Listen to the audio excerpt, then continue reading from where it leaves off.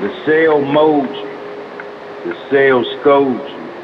More than likely, the cell will fold you as it engulfs you in its bear-like arms squeezing the life out.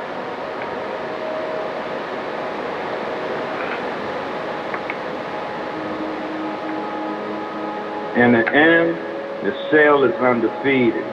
It stings everyone it touches in its own unique way.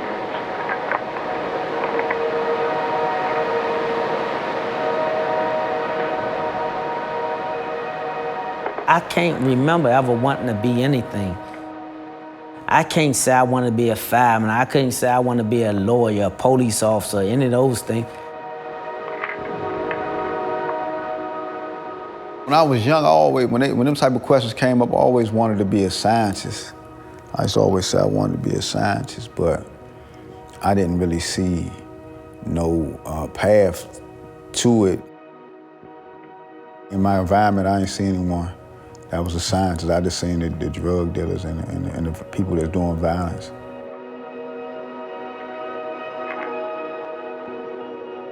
Cause I never really had none of them type of inspirations of being anyone but, you know, just fighting and robbing.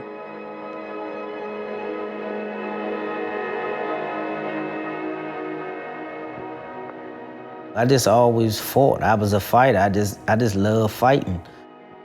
It just the reputation. Just back then, that's what you did. You fought.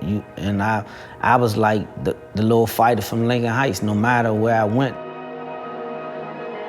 The cells talk to you, and sometimes you talk back. Its walls have teeth, and it will bite you, making you scream out in a panic attack. The cell makes you realize what is truly important in life. As you yearn to be in the world again, replaying your entire life back in your mind, wishing it could be done again.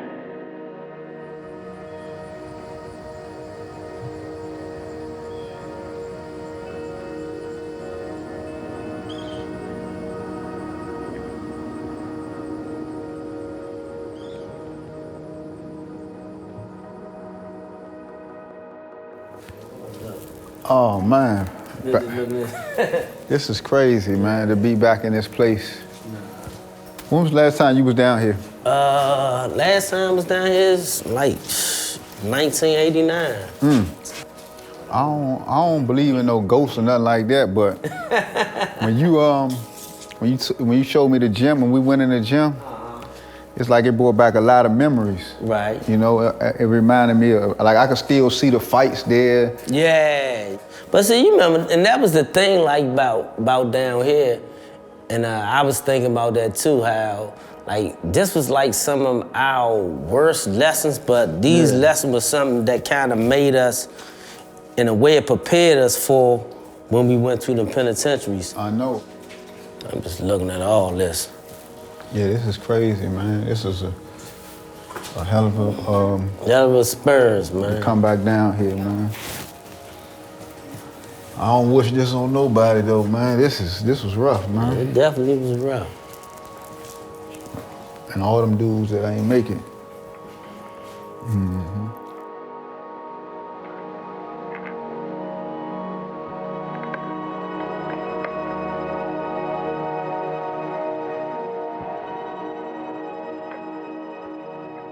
Oak Hill did a lot for me as far as my criminality. I was exposed to guys that I heard about, just meeting different guys from different parts of the city, learning what I should be doing as a criminal, learning about the drug trade more, learning about just different things about crime, and just make me want to step my game up, But that's what Oak Hill was. All it really did was show me how to be a better criminal. Because when you go down Oak Hill, they got a thing where they'll say, man, you graduated.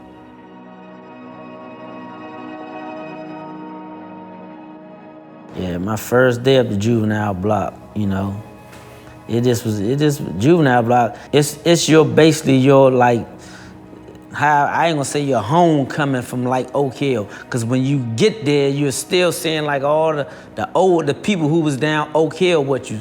So now they done graduated. Say, oh, that's Lil Pete, that's Lil Pete, that's Lil Pete.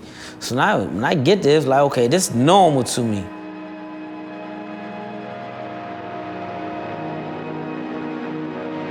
The cell mode, the cell scope, the cell mode, the cell scope, the cell mode, the cell scope.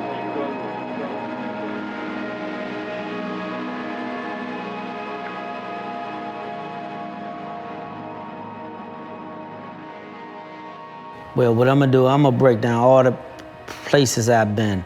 I started at DC jail. I went from DC jail to maximum security down Lorton. From maximum security, I went to Occoquan, another facility in Lorton. From Occoquan, I went to Camp Hill, Pennsylvania facility. From Camp Hill, I went back to maximum security. Took us out of Virginia Beach County Jail. I went to Islandwood FCI. Occoquan, I went to the CCA prison in Masons, Tennessee. I left from here and I went to Sussex to Lee County. This one, we went to the federal system now. Got into a situation down in Lee County, like 10 months. From there, I went to the special management unit at Lewisburg, Florida. I got another special management unit in Florence, Colorado. Back to Lewisburg. There, I went to Islandwood USP. There, I went to Big Sandy, USP Big Sandy in Kentucky. And from there, I came back to DC jail before I came home.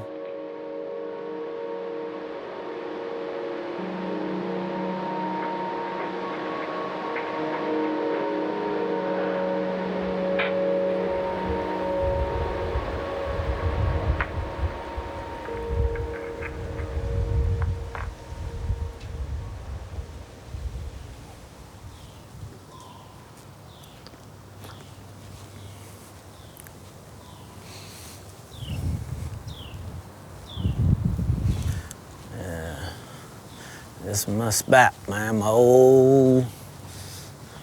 used to live right here, 4962 apartment 11. Like back in the days, like where all them lamp poles at right now, all those was apartment building. They knocked them down right here, but that's where I grew up at, right here in this apartment right here.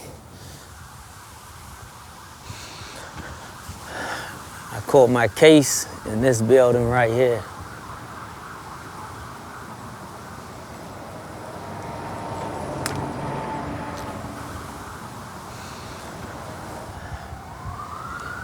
And that's funny, because I never been back around here since that day.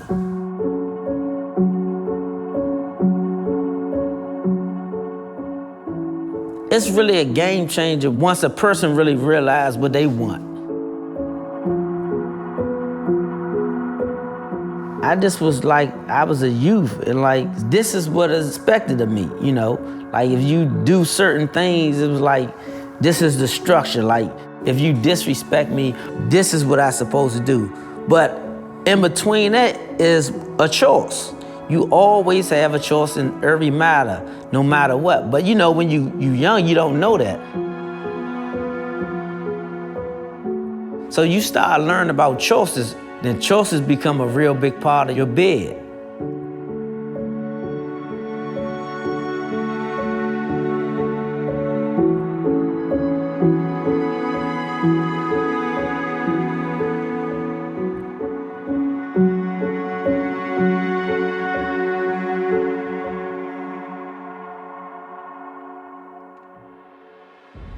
This is how I remember hearing about the act. Me and James, we was in the unit, and somebody had told us, like, man, guy Remo said, man, Remo on the newspaper. It was a news article, one of the guys, the first hour guys to get out, we seen him in the paper. So we went down to the law library, we go look at the paper, we see Remo on the paper. It let me know that, okay, this is real. Dudes really are going home. Maybe I got a chance to go home, you know?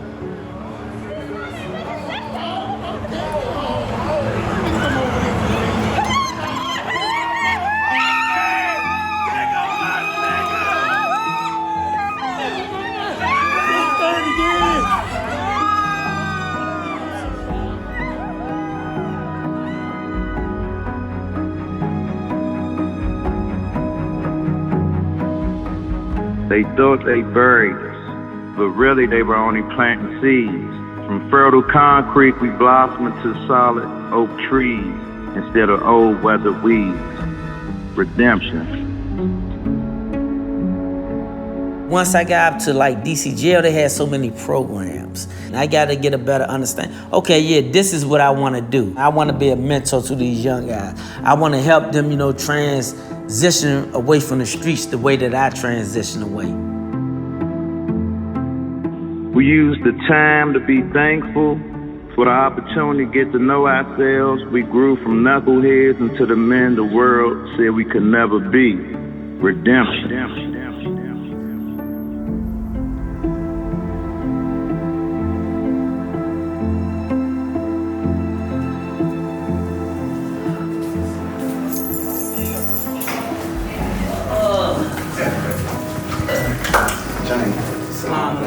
When I go in there with the youth, I just tell them the truth. Like, I've been there, I tell them my story, I tell them the time I did, and I just try to be as transparent as possible with them. I don't want them to go through what I went through. I mean, they know a lot of times what they're doing is wrong, but it's no solution. So you have to give them a way to be productive so they can do the things that they want to do. If allowed to be free once again, we're mentors, entrepreneurs, community activists, violence interrupters. In the end, we turned out to be Tower of Men. Redemption.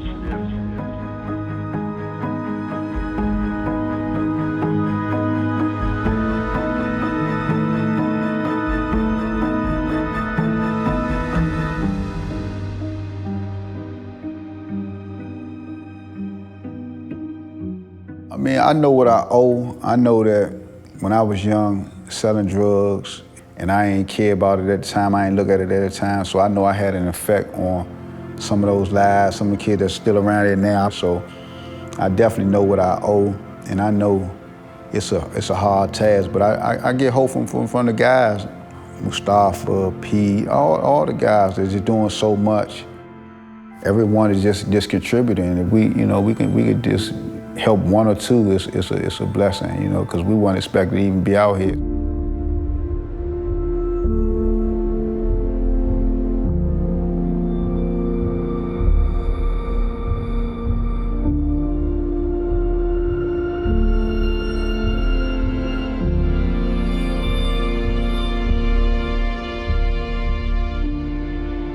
Learn from my mistakes so you don't have to make mistakes that I made. I just did 30 years. So look at it like, I did 30 years so you don't have to do 30 years. You got 200-300 lived experience that's coming home from all these different neighborhoods. Let's use them. They're like pawns on a chess game. Let's push these pawns where so we could try to stop some of this violence that's going on in DC.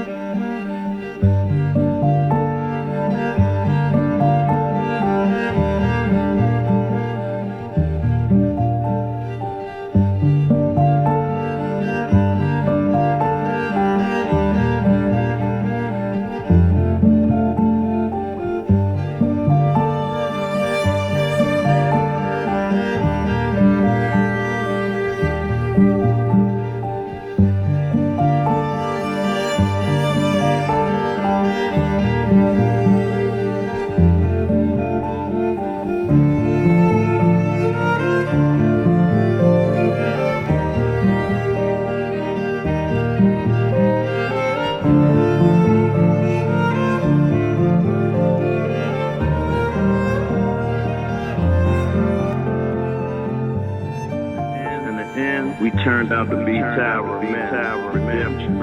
Redemption.